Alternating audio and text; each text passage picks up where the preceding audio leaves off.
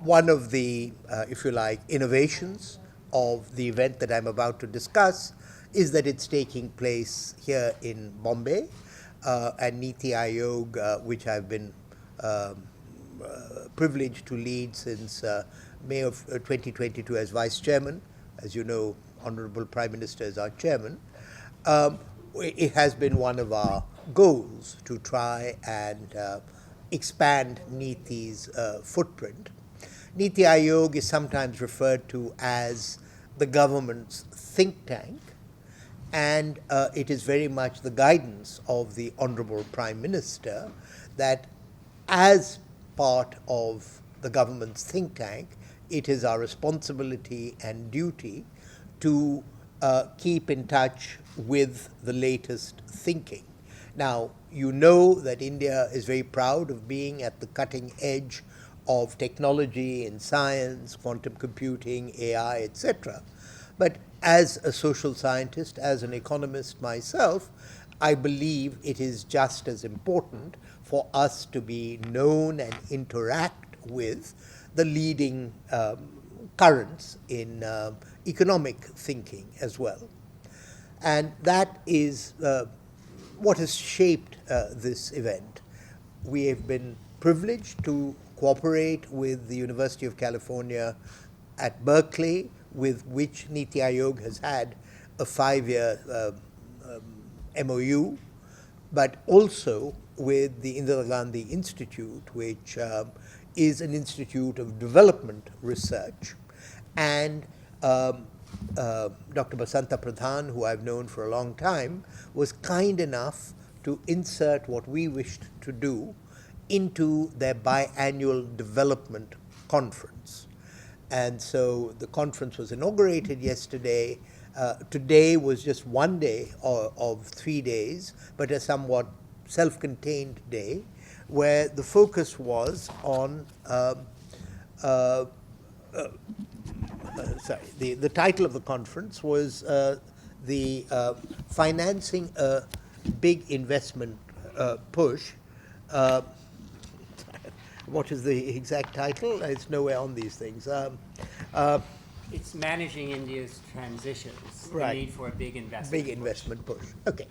Now, all of this is obviously within the framework of Viksit Bharat, and Honorable Prime Minister in 2022, just as it happened, soon after I took over NITI Aayog, put forward before the nation this vision, this aspiration that India should aim to become a developed society, and I do want to say it's a developed society and not a developed economy, by the 100th year of independence, which is 2047. And within this period, India will be going through important transitions. There was quite a bit of focus on climate as one of those transitions, but at the event there was also an important discussion on urbanization, because urbanization also is linked with climate and also is something that requires substantial investment. And so the issue is that if India, in order to increase its growth rate and to meet various needs, including climate, needs to raise its investment rate, where should those resources come from? And we had 4 sessions in the conference, and I think the important thing was, or my goal as somebody who had worked with my colleagues to elaborate this, was to integrate what is happening in macroeconomics and finance with the more conventional issues of agriculture, energy, etc. It was, for that reason, a great benefit to us that we got active support from both the RBI and from SEBI, both of which are, of course, institutions headquartered in Bombay, and also that we were able to draw upon the economists who are located in the major banks and financial institutions here. So what we had was a very productive mix of foreign visitors, including the intellectual support of Berkeley all through the design, and other academics as well. Academics from institutions, including IGIDR, and also people from who understand the markets. And I would say this was a proof of concept, but I personally believe that the proof of concept worked reasonably well. But I've taken more of your time, and you should really hear from our host, Dr. Pradhan, who was kind enough to allow us to take a day out of his development conference. Thank you, sir. Over to you. Yeah, good evening.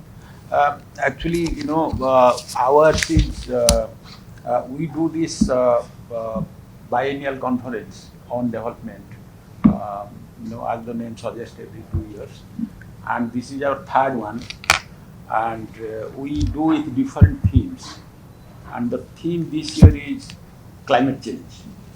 So, energy, environment, and climate change. And as you know, that climate change, we cannot overemphasize the issue in the current context, either in India or across the world.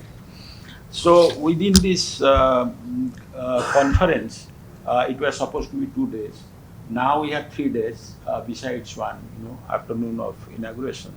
So one of the days was devoted to this big investment push, for which we collaborated with NITI Aayog and University of California, Berkeley, and we are thankful to them for that. And that already described by the vice chairman. But I'll just talk about little bit about our next 2 days. Next 2 days we are going to about 20 papers will be presented, 20 research papers, and which you are well referred.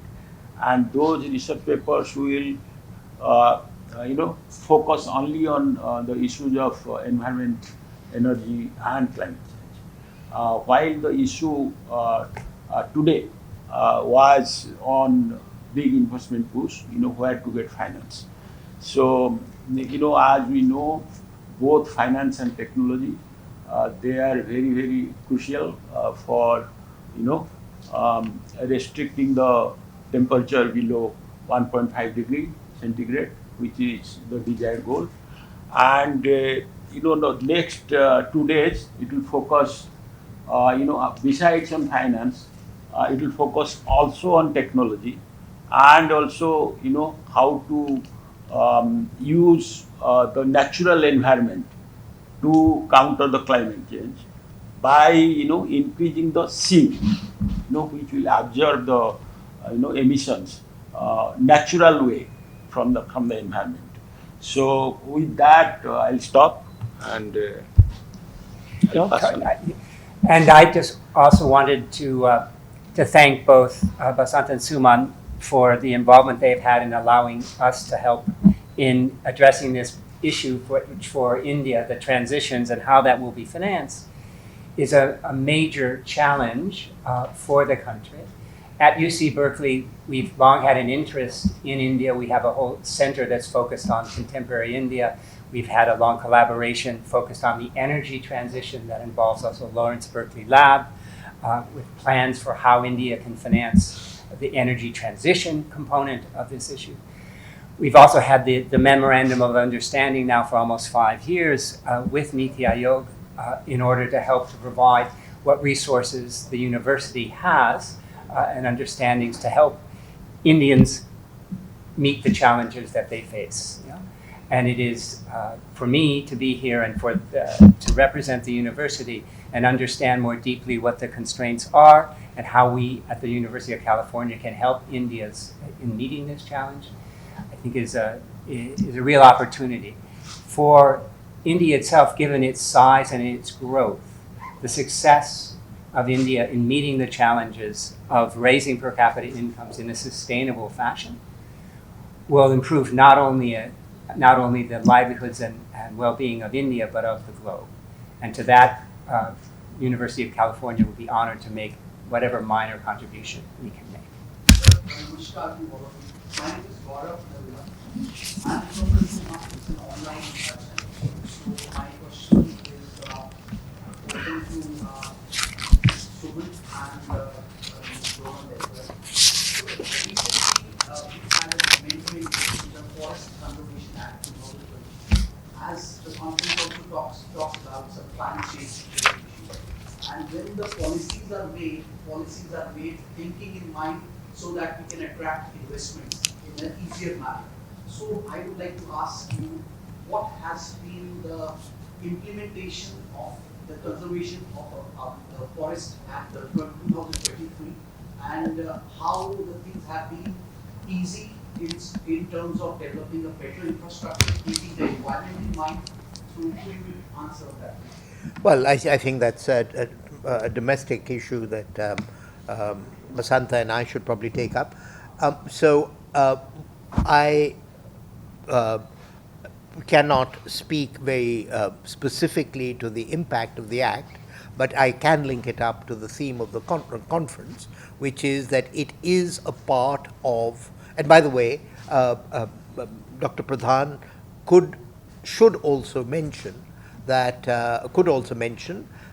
the inaugural session that opened yesterday had a major lecture by Professor Rohini Pandey of Yale, which very much dealt with the issue you've raised. But briefly,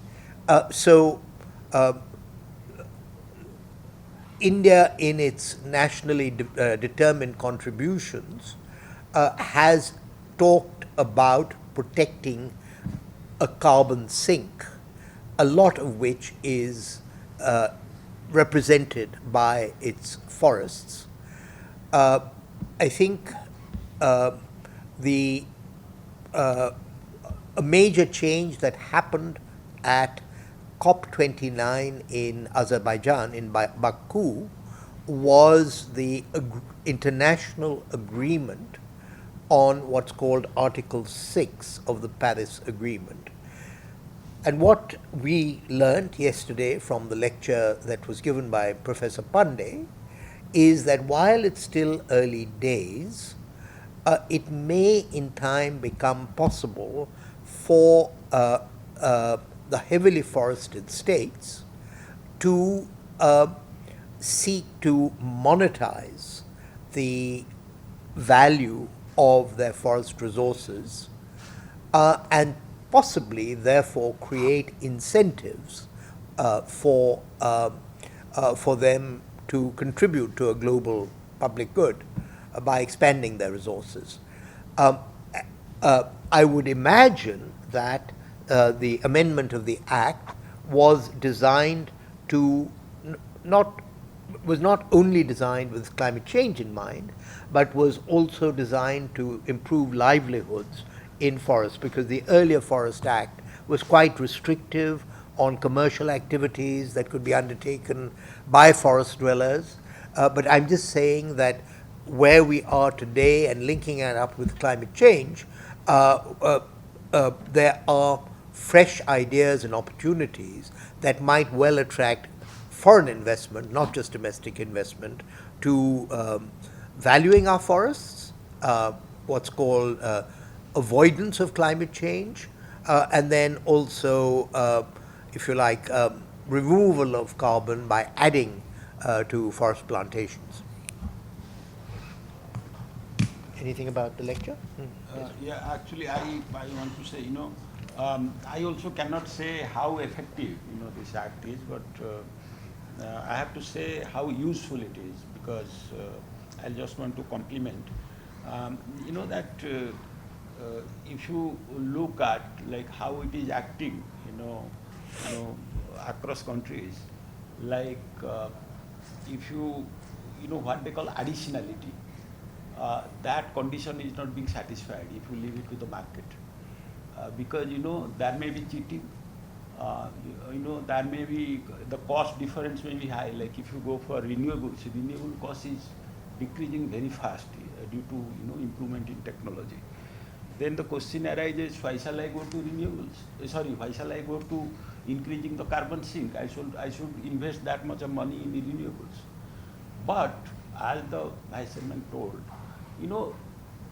apart from reducing, apart from being it a carbon sink, it has various other effects. Like, it provides livelihood. And also, if you go on cutting trees, some point the price, the cost of cutting tree to the society will be very high, may not be as much high as now. Thank you. Sir, I have one. I was reading one of the report which talks about the SDG index, which NITI Aayog has implemented also, mandatorily implemented also. So there was a message from the United Nations which I would like to read up, then I phrase my question. I congratulate the government of India and NITI Aayog in particular for spearheading committed action on an inclusive and sustainable agenda for national development. The success of the Agenda 2030 globally will depend in a decisive way on the progress India makes on the sustainable development goals in the next decade. 3 more lines. It is not just the size of India's population or the scale of its interventions that makes it so crucial to the SDGs, but the unique convergence of the extraordinary economic growth, commitment to the sustainability, and social and technological innovations. So my question is, this conference talked about these many things in particular? No. Research helps by focusing on a limited set of problems, but you're absolutely right that NITI Aayog is what has been assigned the nodal agency for monitoring India's, monitoring and, if you like, supporting India's sustainable development goals. And we do this in a couple of ways which are maybe of interest to you. First, we work with states, have worked ever since the sustainable goals were promulgated in 2017, to localize the sustainable development goals at the state level. And this has really become what Prime Minister would call a Jan Andolan. States, for their part, have shown strong commitment. They track this quite carefully, and certain states like Maharashtra are using the framework of the Sustainable Development Goals at the district level. And second, at the state level, although we have also had pilot projects at the city level and the regional level, we also come up with a ranking of states' performance on the Sustainable Development Goals, and the most recent ranking came out in July this year. This year, in fact, India is doing a so-called voluntary national review, which will involve a lot of public consultation. But to answer your question, there's a whole, if you like, ecosystem of discussions around the Sustainable Development Goals, many of which will be public, but this was not one of them.